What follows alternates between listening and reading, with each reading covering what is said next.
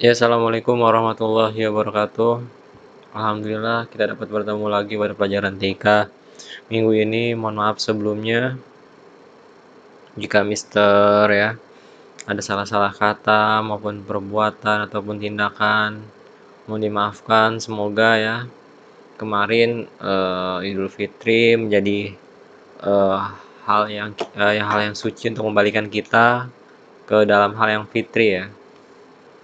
Sebelum dimulai, Mister meminta maaf juga ya mungkin atas keterlambatan dan lain-lain karena untuk lagi mendekati kelulusan banyak hal yang dipersiapkan ya. Sebelum itu kita membahas tentang pengaruh TIK dalam hubungan suatu bisnis ya. Bahwasannya selain kita mempelajari ilmu TIK ini, dan TIK itu dalam bisnis itu sangatlah dibutuhkan, terutama sekarang ya, apapun serba viral, viral dan viral. Dan ilmu komputer ini sangatlah benar-benar dibutuhkan untuk kedepannya ya. Dalam penerapan TIK dalam perusahaan memiliki banyak manfaat yang pastinya itu membuat pekerjaan semakin mudah dan cepat. Kemudian yang kedua, mengurangi biaya yang tidak diharapkan dan meningkatkan fleksibilitas. Dan yang ketiga, alur bisnis menjadi lebih terorganisir dan tersentralisasi ya. Jadi semuanya itu ditata dengan rapi, tidak ada namanya kegiatan ya, kegiatan yang terbuang-buang sia-sia sehingga itu tidak efektif ya. Lebih terorganisir ya, lebih terarah semuanya itu. Jadi kenapa penyebab diberlakukan TIK ya dalam perusahaan itu adalah karena perusahaan itu membutuhkan efisiensi waktu ya dan biaya yang mendesak. Kemudian yang kedua adalah agar dapat bersaing dengan perusahaan lain. Jadi kita butuh namanya, kalau kita bekerja di dalam suatu perusahaan, kita dikejar-kejar dengan namanya waktu ya. Waktu secepat mungkin dan biaya itu seminimal mungkin. Bagaimana caranya sehingga kita mendapatkan untung yang begitu besar ya. Dan juga jangan lupa yang kedua itu adalah bersaing ya.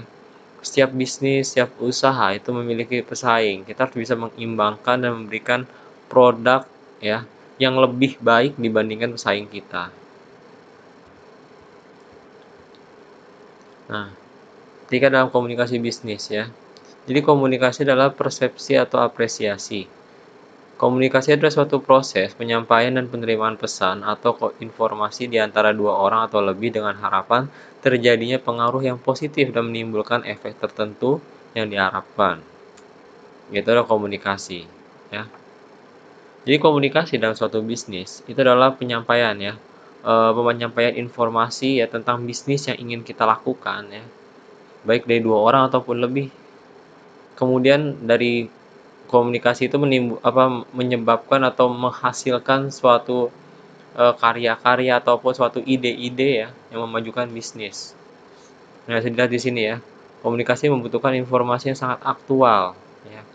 Jadi yang kita bahas, kita komunikasikan adalah informasi yang dapat dipercaya, yang aktual, yang baru ya, dan dapat dipercaya.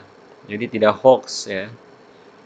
Dan pergerakan bisnis yang semakin cepat menuntut komunikasi atau suara lebih cepat ya untuk mempertahankan pelanggan atau pemasok. Jadi sekarang itu eh, informasi ya, informasi itu sangatlah benar-benar dibutuhkan. Dan informasi dapat dari mana? Dari suatu komunikasi ya. Makanya kalau dalam membangun sebuah bisnis itu komunikasi baik antar atasan dan bawahan atau partner dan lain-lain itu sangatlah penting ya untuk meningkatkan daya bisnis kita lebih bagus lagi.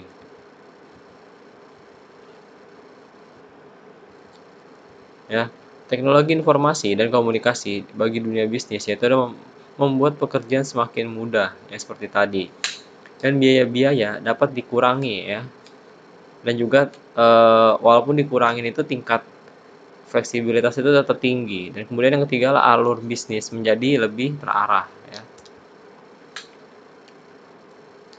Jadi kenapa harus seperti itu ya? Untuk persiapan menghadapi tantangan perusahaan. Target ya, perusahaan memiliki target.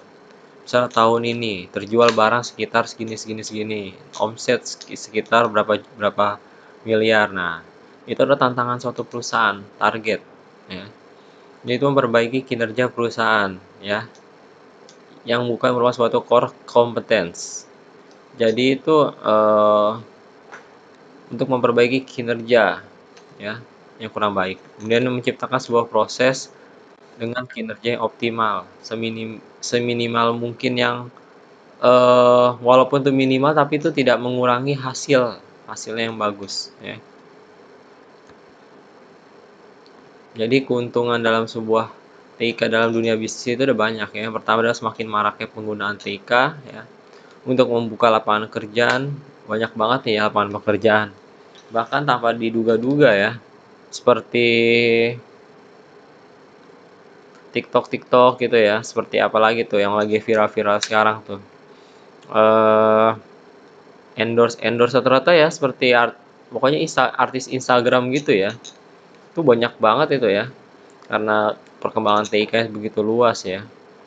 Dan sekarang banyak banget ya bisnis e-commerce, ya.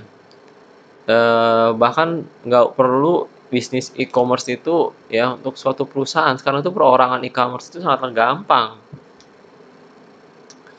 Dan juga dengan pemasangan iklan. Nah, ini nih iklan dan situs-situs yang mempermudah kegiatan promosi. Biasa juga itu banyak kayak promosi ya. Kayak misal contoh lagi yang sekarang nih, promosi-promosi apa, kayak eh, lelang lah ya. Kamu sering denger pasti ya. Sorry sorry ya. Lelang di bid auction aja lah, apa gitu-gitu ya. Nah, itu sangatlah cepat sekali media promosi sekarang, ya.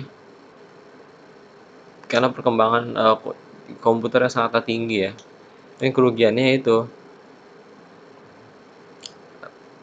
melakukan transaksi barang-barang yang ilegal, yang kurang diperkenankan tuh gampang.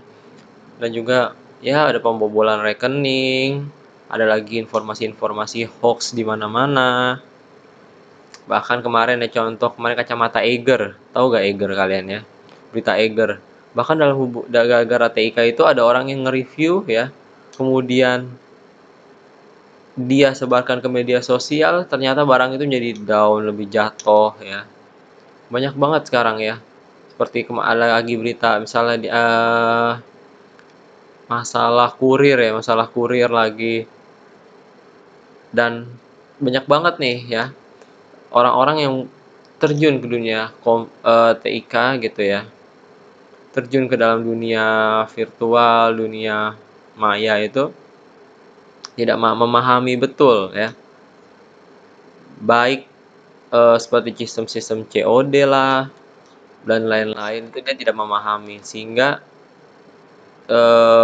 mempengaruhi hal-hal lain, ya. Itu sangat perlu kalian perhatikan dalam dunia bisnis. Itu dunia bisnis, ya, belum dunia-dunia yang lain. Jadi semua itu saling berkaitan. Jadi bahwasannya dalam ber-TIK itu memiliki tata dasar seperti etika, ya. Harus memiliki etika juga dalam ber-TIK. Oke? Jadi hanya itu yang bisa sampaikan. Jangan lupa dicatat ya. Insya Allah minggu depan ulangan kalian bisa pelajari, ya, di bukunya bab 1 sama bab 2, ya. Dan juga materi-materi yang sebelumnya Mister pernah sampaikan. Oke, sekian dari Mister. Kurang lebih mohon maaf. Assalamualaikum warahmatullahi wabarakatuh.